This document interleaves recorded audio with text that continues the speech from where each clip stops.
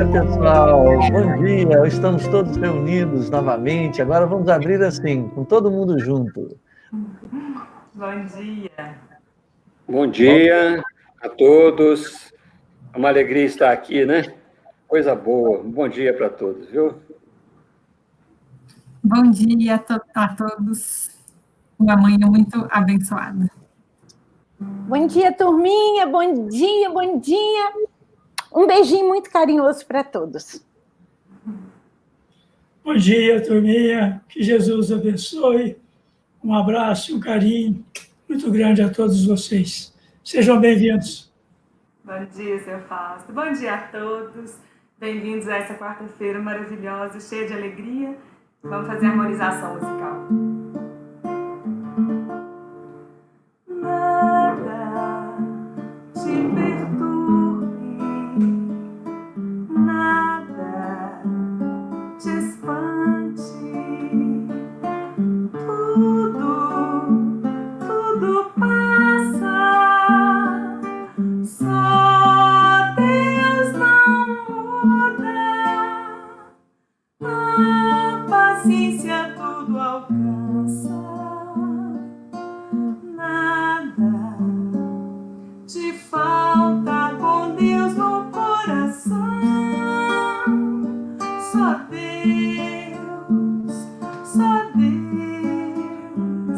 te basta, nada te perturbe,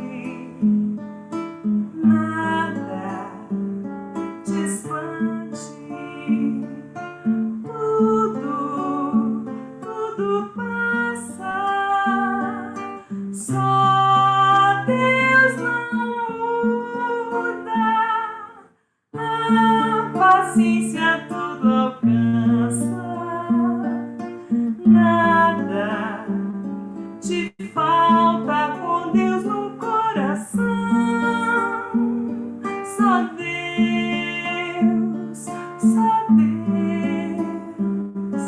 te basta.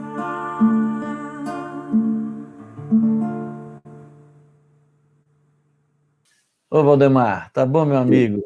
Então vamos, né, meu caro? Então vamos em frente. Fique aí, quando você quiser, é só falar que eu já coloco o seu PowerPoint no ar. Tá certo. Eu acho que pode colocar só num cantinho aí para nós vermos, Theo. Só o título, né? E eu vou falar um pouquinho primeiro, fazer a leitura total, depois nós vamos fazer assim por partes, tá certo?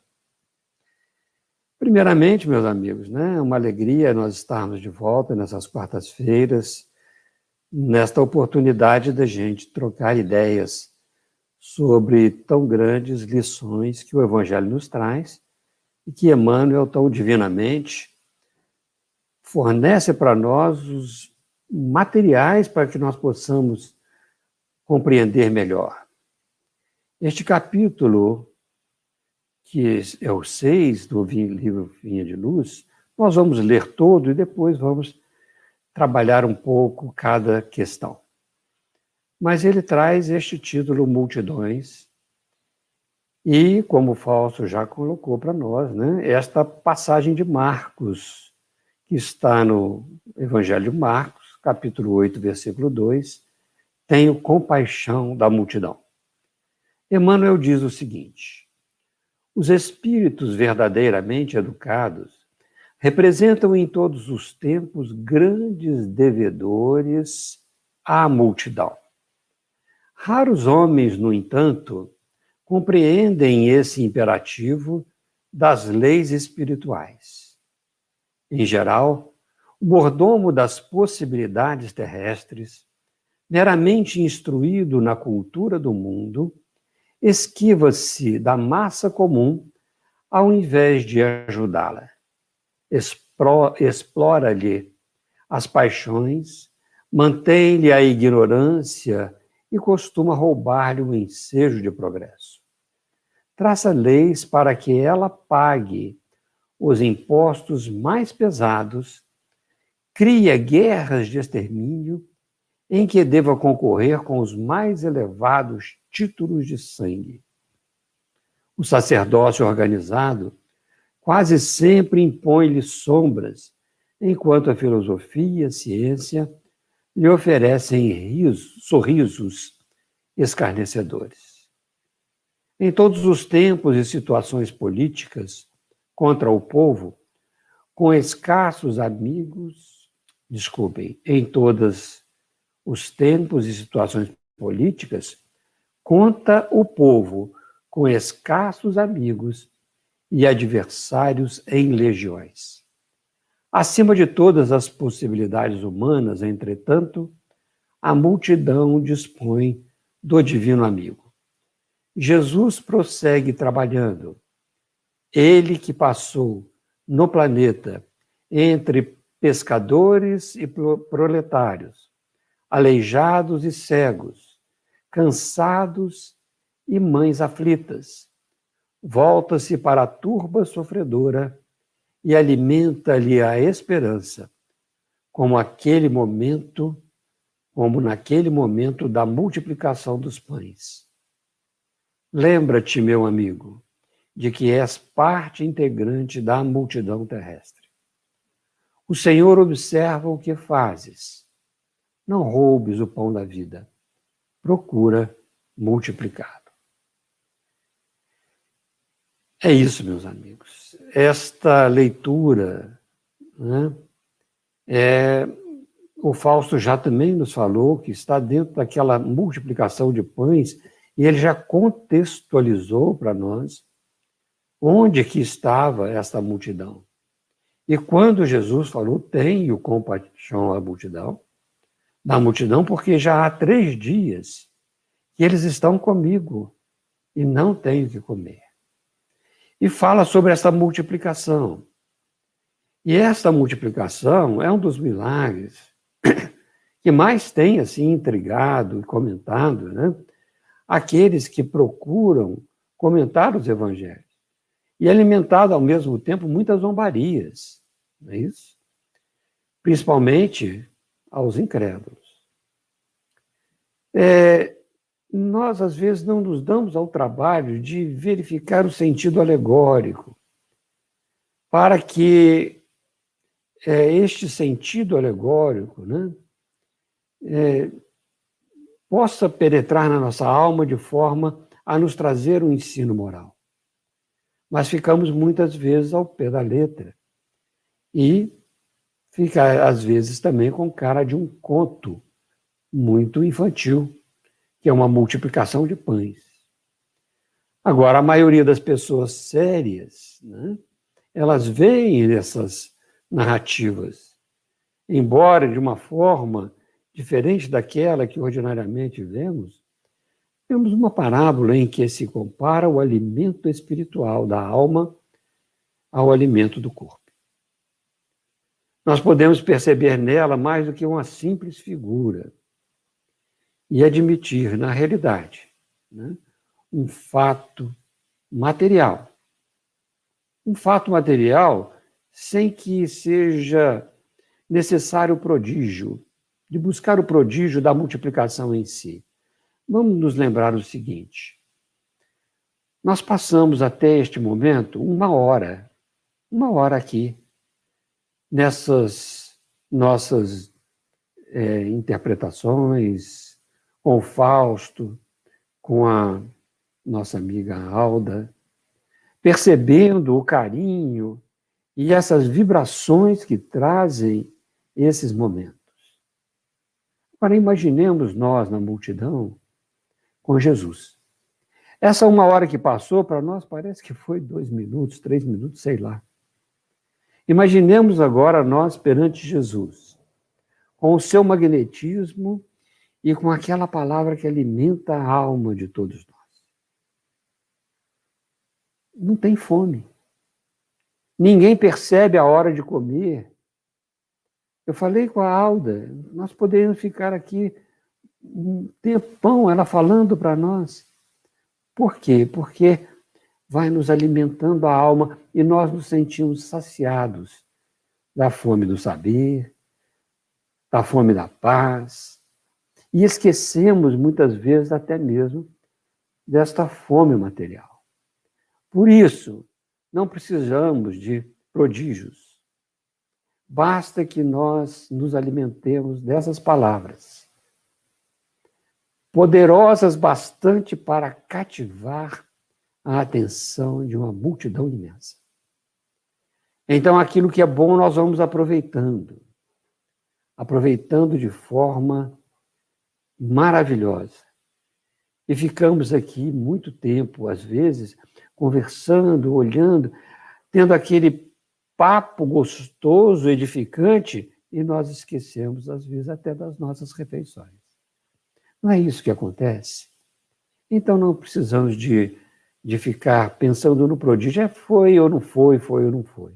Por isso, Emmanuel extrai para nós, deste simples texto, Tenho Compaixão da Multidão, um relato maravilhoso que nós vamos começar agora, então, a trabalhar. Vou pedir o Theo para voltar com a nossa tela, né, Theo? E vamos passar aí o primeiro slide, né, gente? Deixa eu ver se eu consigo, porque estas coisas a gente sempre tem que ir aos poucos, né? Nós estamos aprendendo a mexer com essas coisas todas, né? Então, nós temos aí, olha, vamos um pouquinho antes no slide, só para que a gente possa trabalhar a ideia desta compaixão.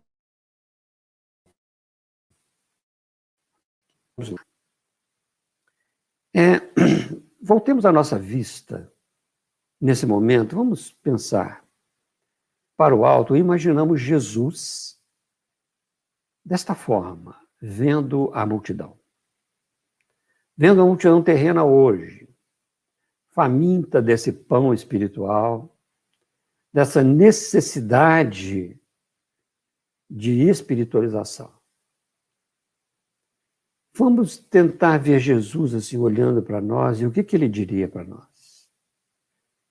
Tenho compaixão da terra como ela está. É preciso que haja companheiros que nos ajudem a melhorar o padrão espiritual da terra.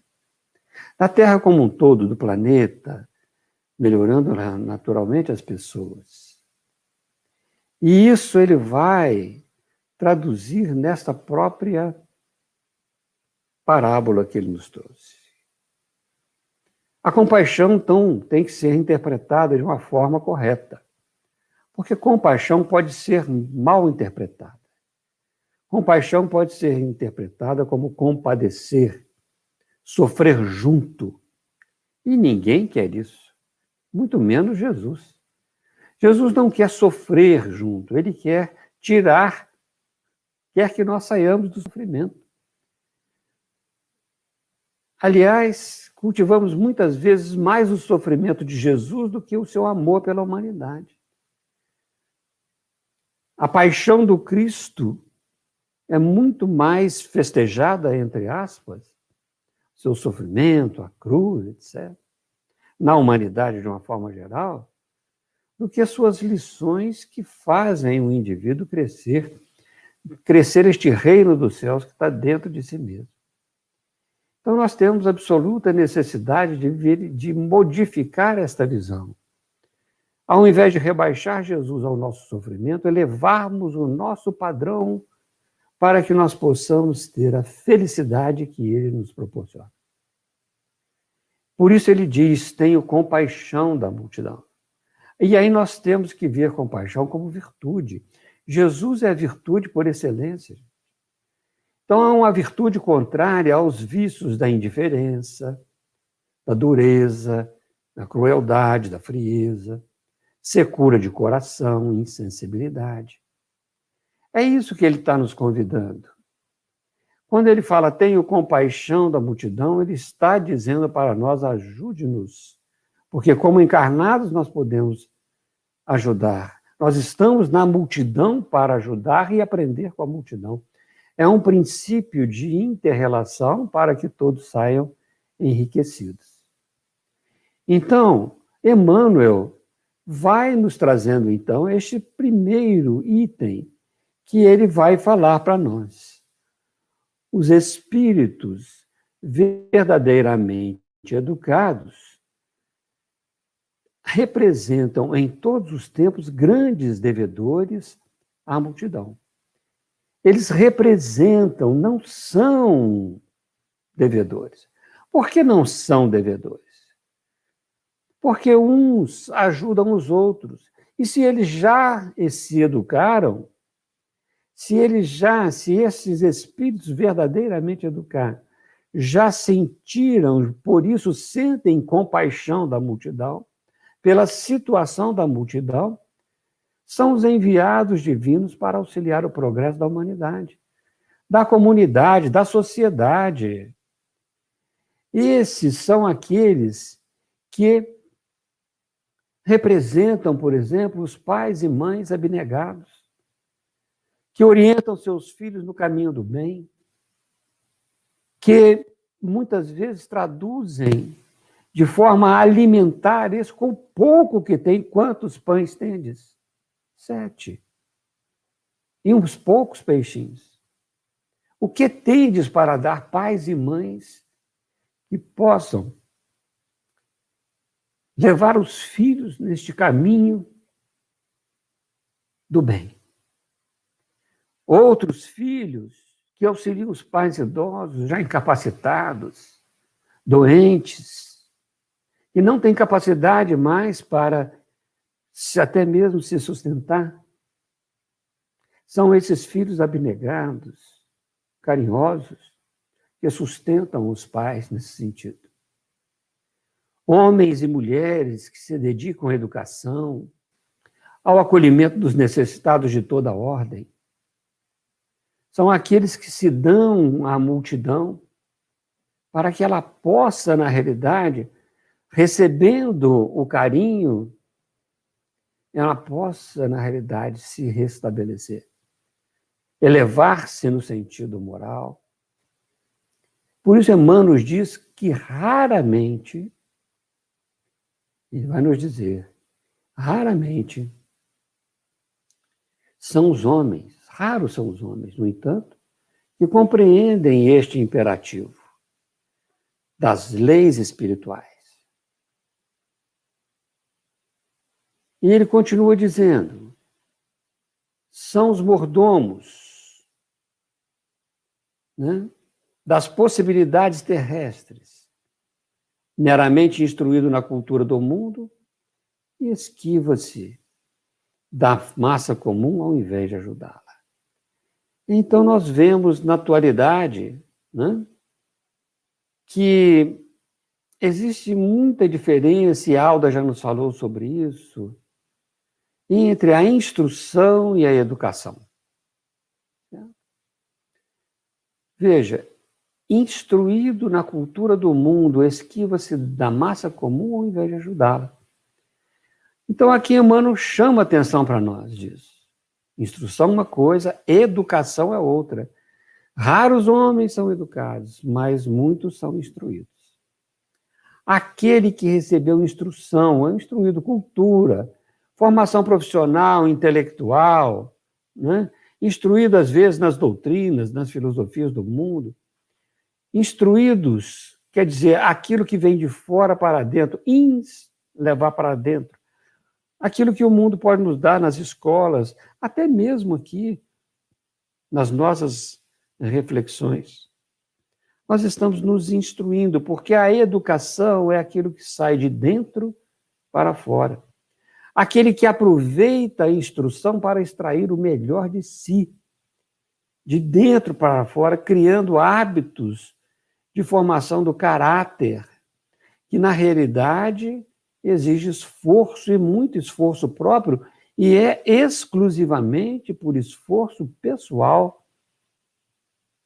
Ninguém vai evoluir moralmente para o outro, isso é esforço pessoal. Então, nós vemos muita instrução e pouca educação. Por isso ele fala ali para nós, veja só, raros são os espíritos, na realidade, educados. Raros porque eles representam o pouco em relação ao muito. Lembremos-nos da passagem lá que está Jesus perante o endemoniado gadareno, em que ele pergunta: qual é teu nome? O endemoniado diz: meu nome é Legião, porque somos muitos.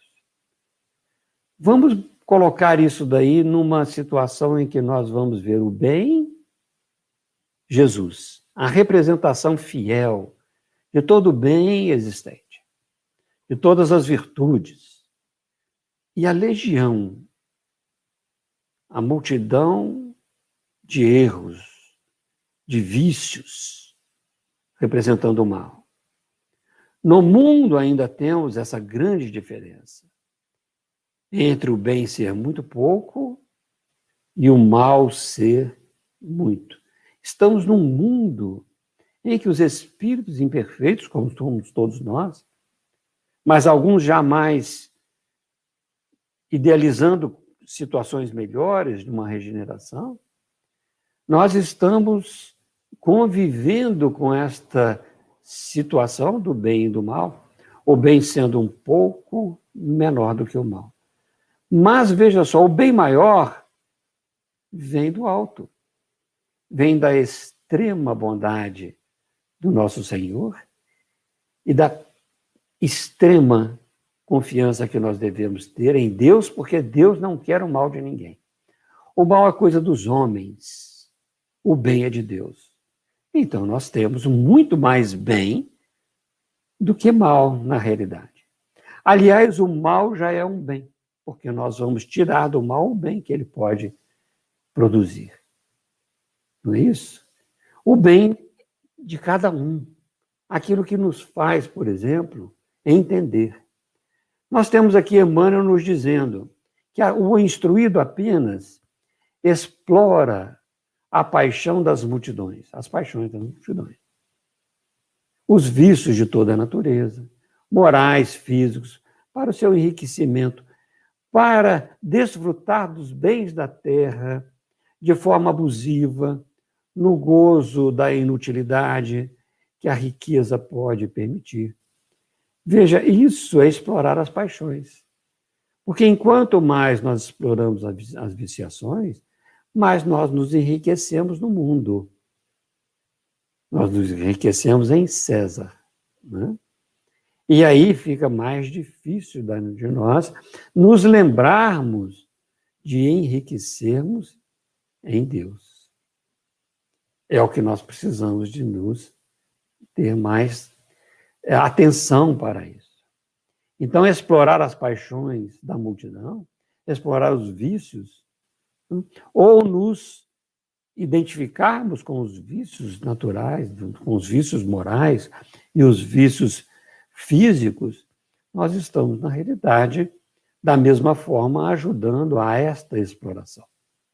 Então, estamos convivendo na multidão para que nós saibamos sair da multidão, aprender com a multidão, porque senão não estaríamos aqui. Deus nos permite esta encarnação a fim de que a gente possa aprender melhor os valores da alma. Agora, além disso, esses mais instruídos, né, e muitas vezes nós estamos dentro dessa categoria, mantêm da multidão a ignorância e costuma roubar-lhe o ensejo do progresso. Vamos passando aqui os nossos slides, que eu estou até esquecendo, né? Mas, só para que a gente possa ir acompanhando. Então, nesse sentido, para melhor enganar, é preferível dificultar a crítica necessária, né? Por quê? Porque nós, dificultando a crítica necessária para o entendimento da lei moral, o discernimento entre o bem e o mal, isto, nós mantendo a ignorância, esta instrução que mantém a ignorância, rouba este ensejo do progresso, rouba aquilo que o indivíduo pode, na realidade, melhorar, porque uma vez que nós temos esse discernimento do bem e do mal, nós podemos questionar por que isso, por que aquilo. Mas quando nós não temos, como é que a gente vai questionar? Pode acontecer isso dentro da pequena célula da sociedade, por exemplo. O marido que é déspota, certo? Que não deixa os outros crescerem, que impede isso ou daquilo, que exige uma obediência cega. A esposa, muitas vezes, fútil, que não se interessa pela real educação dos filhos. São os filhos que depois não cooperam no lar que os abriga. Depois disso, saem para a sociedade. E uma vez que o lar está desestruturado, o que vai acontecer com a sociedade? Vai querer fazer a mesma coisa. Vai manter o despotismo na sociedade, vai querer que a ignorância continue para a massa humana, para que ela não seja criticada. E aceite qualquer coisa. Veja que Emmanuel está trazendo para nós uma reflexão muito importante da situação que nós estamos passando agora.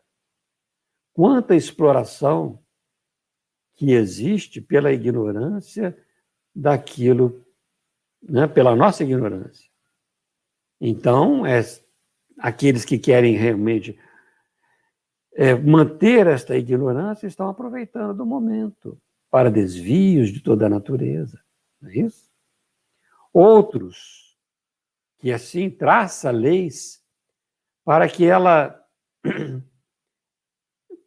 para que a pessoa pague, para que nós, né, da humanidade, paguemos os impostos mais pesados. Ou seja, um sacrifício da multidão em benefício próprio, sem ser útil, sem trazer os benefícios, sem a prestação de um serviço de qualidade, seja na educação, na saúde, no bem-estar da habitação. Veja só. Traduz assim um egoísmo ainda que se encontra entre aqueles que produzem as leis, né? E estes partiram dos lares, onde deveriam ter recebido a verdadeira educação daqueles pais abnegados, daqueles benfeitores espirituais que deveriam ter levado a todos esses, né, vamos dizer, esta lei moral, criando bons hábitos, respeitando todos. Não é isso? E continua Emmanuel dizendo para nós, olha, cria guerras de extermínio em que deva concorrer com os mais elevados tributos de sangue. Aí está a recrudescência do egoísmo, na realidade. Né? Não para educar, mas para massacrar, escravizar os sobreviventes. E isso é sério, né, gente? A exploração do ser humano para benefício próprio.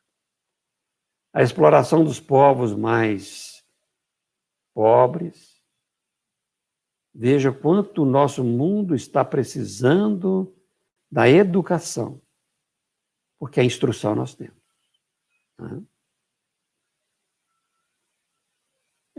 São reflexões que às vezes nos pegam assim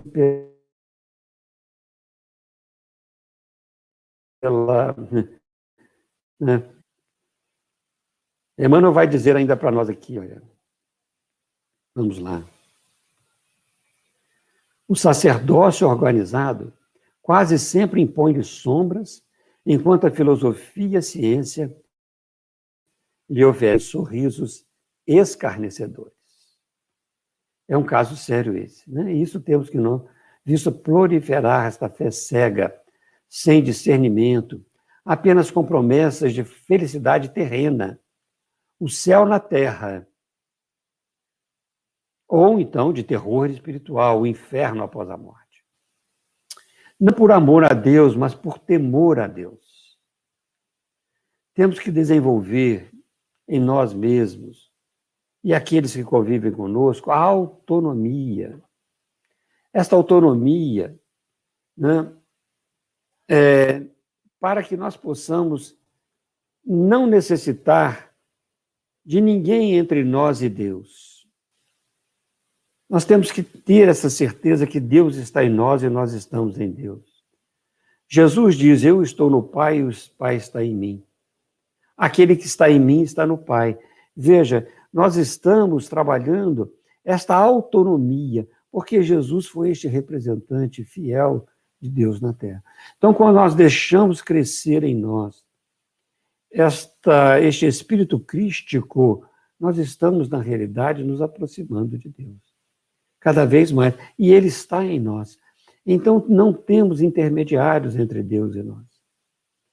Então, não precisamos de ter esta fé cega. Nós temos que sair da sombra e ir para a luz diretamente, porque a luz é a luz divina. A luz está em nós. Brilha a vossa luz, diz Jesus para nós. Todos podemos e devemos entrar em comunhão, em pensamento com Deus. É um ato de adoração, como está no Livro dos Espíritos, na lei de adoração. E pelo trabalho, porque pela adoração nós entramos neste aspecto especial de inter-relação com os espíritos superiores, com Deus, e pelo trabalho, um ato de esforço próprio no progresso individual. Veja que nós vamos entrando pelas leis naturais nessa nossa comunhão divina, sem necessidade dos intermediários. Não precisamos entregar a ninguém a intermediação, mas temos que confiar nos mensageiros divinos que vêm nos auxiliar neste processo de compreensão, de trabalho, mas o esforço próprio é nosso. O esforço para o progresso é um esforço individual de cada um de nós. Emmanuel continua para nós dizendo: em todos os tempos e situações políticas. Desculpem, eu pulei um trechinho aqui. Deixa eu interromper aqui o compartilhamento e vamos voltar ao texto. Enquanto a filosofia e a ciência lhe oferecem sorrisos escarnecedores, filosofia e ciência, gente, de proposta materialista, somente ver o indivíduo em forma material. Então, veja que quando nós estamos trabalhando nesta situação da filosofia e da ciência, não podemos largar os valores divinos da alma. A nossa proposta jamais pode ser materialista. E vemos isso acontecer. Né? Então, veja como Emmanuel vai nos alertando sobre isso. O que nós temos feito? O que nós temos feito? O que nós temos colocado de valores na realidade? Dentro da filosofia, nós vemos que há filósofos materialistas. Ou seja, uma vez terminado a vida física, terminou tudo, acabou. A ciência também pode nos oferecer isso, apenas para o nosso deleite físico. Mas, na realidade, a proposta dessa ciência, desta filosofia, é somente materialista. Mas há a ciência espiritualista. Há a ciência que promove o indivíduo, que não vê o indivíduo só na vida material. Há a filosofia também que promove isso. Então, nós temos que aprender a discernir o que ele está promovendo em nós. Não é? Muito bem. Emmanuel continuou, então, dizendo: em todos os tempos e situações políticas, conta o povo com escassos amigos e adversários em legiões. Vamos voltar. Em todos os tempos e situações políticas, conta o povo com escassos amigos e adversários em legiões. Lembramos aquele ensinamento do endemoniado gadareno. Porque somos muitos, Jesus um. Então, representando este verdadeiro bem. Agora, nós reencarnamos sabendo disso. Reencarnamos sabendo que a Terra é um mundo para que nós possamos tirar todas essas nossas viciações e melhorarmos o padrão espiritual nosso melhorando o padrão espiritual da Terra. Reencarnando, sabemos disso, mas reencarnamos para sofrer? Não.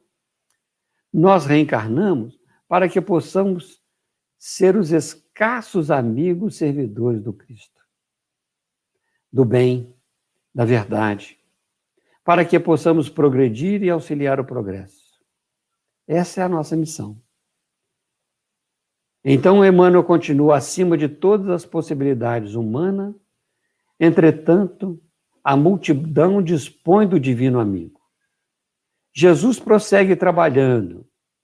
Ele que passou no planeta entre pescadores e proletários, aleijados e cegos, velhos, cansados e mães aflitas, volta-se para a turba sofredora e alimenta-lhe a esperança, como naquele momento da multiplicação de pães. Então, a preocupação de Jesus pela multidão, ela continua viva. A multidão deste planeta continua viva. E esta preocupação de Jesus também através dos tempos. E vamos pensar também quantas escolas que contribuem na educação do ser. Esses são os benfeitores. Esses são aqueles escassos que distribuíram aquilo que têm. Estão distribuindo aquilo que têm. Em todas as nações. No intuito de colocar este amor providencial do Mestre Divino. Não é? Quantas escolas religiosas ensinam o bem, ensinam a amar, não importa a seita, mas elas ensinam. Logicamente que pode haver homens que são perversos, desesperados, que perseveram nesta negação, na malícia, ou até mesmo desenvolvendo sistemas próprios para que possa explorar, mesmo nas escolas religiosas. Mas o Senhor continua ajudando. O Senhor continua ajudando. Jesus tem uma preocupação muito grande em nutrir o espírito de todos aqueles que somos seus tutelados, de todos esses indivíduos que moram neste planeta, sejam desencarnados, sejamos encarnados. E alimentar-se espiritualmente através do Evangelho, dessa doutrina espírita que nos esclarece o Evangelho, trazer isto para dentro do lar, alimentar-nos de forma a transportar todo este conhecimento em educação dentro do santuário doméstico e também no recinto do próprio coração. Isto é a tarefa de todos nós. Emmanuel continua dizendo: lembra-te, meu amigo, que és parte integrante da multidão terrestre. O Senhor observa o que fazes. Não roubes o pão da vida, procura multiplicá-lo. Então, quando Jesus está à frente daquela multidão faminta, olhando as possibilidades para como que iria atendê-la, ele procurava uma base a fim de poder materializar, trabalhar o socorro necessário. E pergunta aos discípulos: quantos pães tendes? E nós vamos nos perguntar: o que nós temos para oferecer à multidão? Então a pergunta é para nós: quantos? O que você pode? Valdemar, com o que você pode ajudar a multidão? O que você tem? Quais são os seus talentos? E muitas vezes nós não nos preocupamos com isso. Ah, quem sou eu? Essa falsa humildade. Todos nós temos talentos que podemos nos ajudar, sim. E temos que multiplicar.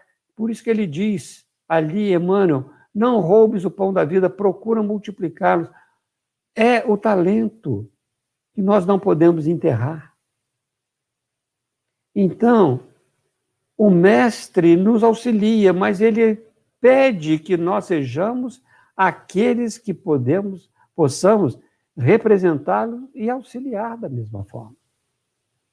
A necessidade do concurso, da cooperação neste serviço de multiplicação.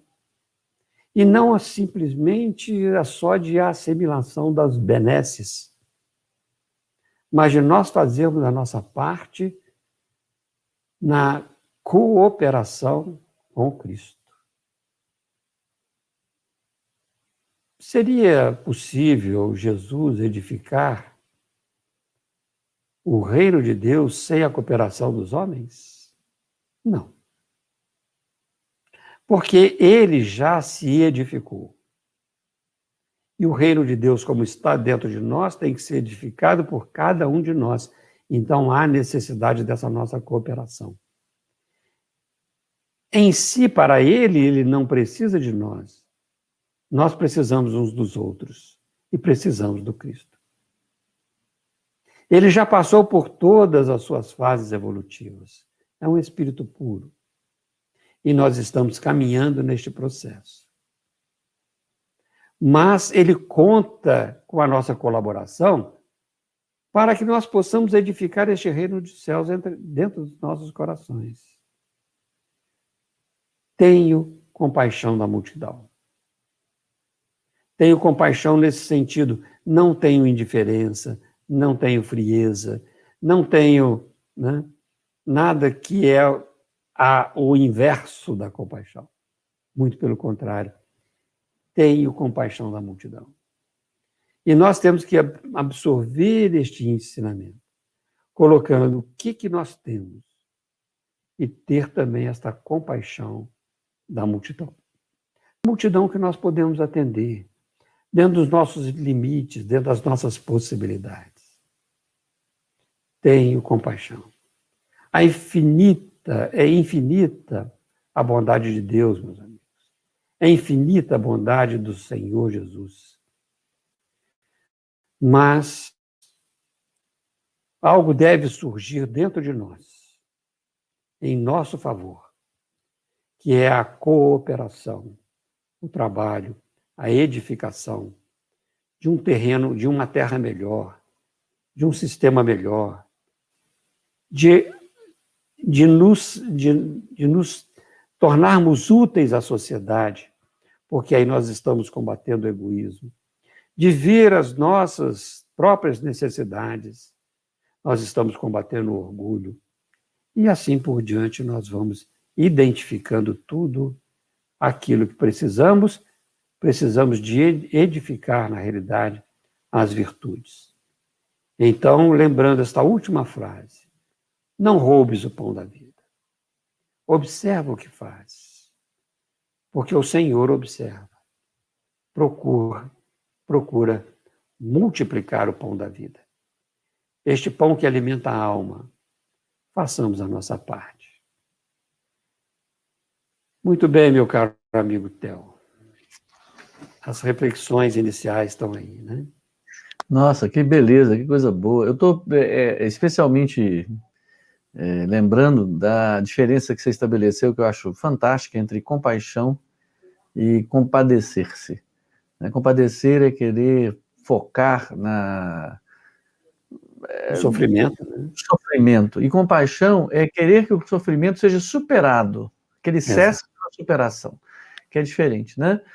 Mesmo que o significado ipsiliteris dele talvez possa não ser este, vamos dizer assim, da compaixão, mas essa conotação eu acho fantástica. Realmente o nosso comprometimento é sempre o do crescimento interior e de quem nos cerca. É isso que é o servir a Deus, né? Que é fantástico. Eu gostei muito mesmo, viu, Bondemar? Eu acho que o pessoal todo aqui, pelas manifestações que tenho aqui, né? Estão, assim, vibrando, né? Muito obrigado. Os meus slides trancaram aqui, viu, Theo? Aí eu tive que interromper. Não, mas celeremente eu substituí por um texto aqui. Acho que dá para seguir. Acho que vai dar para...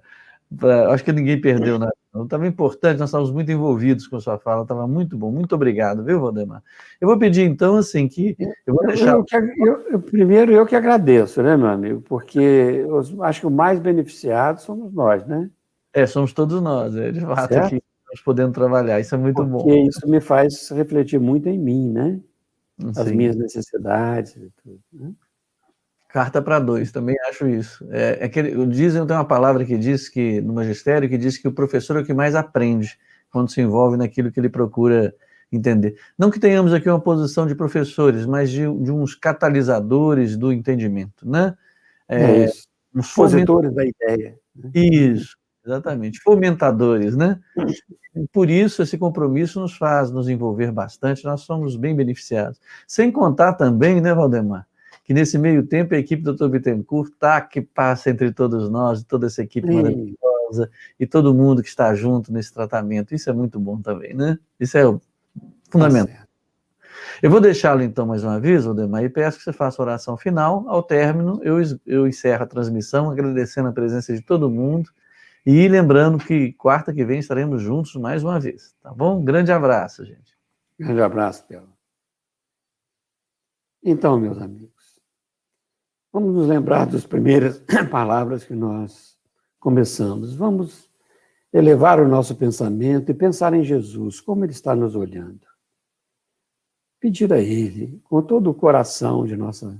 Né, de todo o esforço de nossa alma, com todo o coração.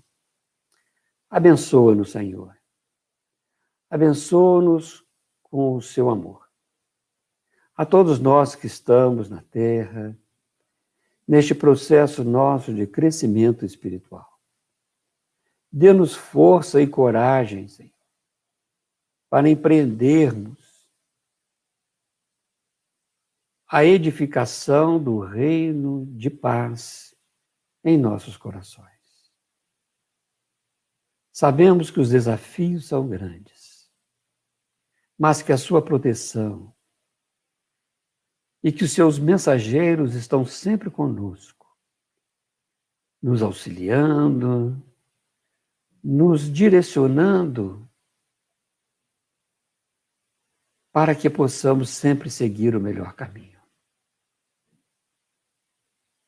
Por isso precisamos de o Senhor nos incentivar, entregar-nos o pão partido, para que nós possamos entregar àqueles que estão famintos.